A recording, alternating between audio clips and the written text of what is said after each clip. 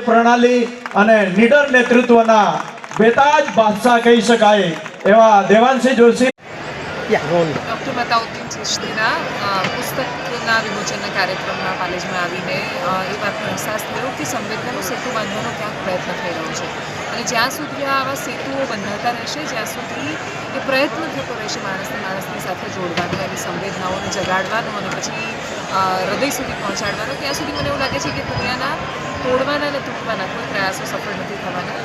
આ શરૂઆત છે સુંદર સફરની અને જે ખાસા વર્ષોથી ચાલતી આવી છે.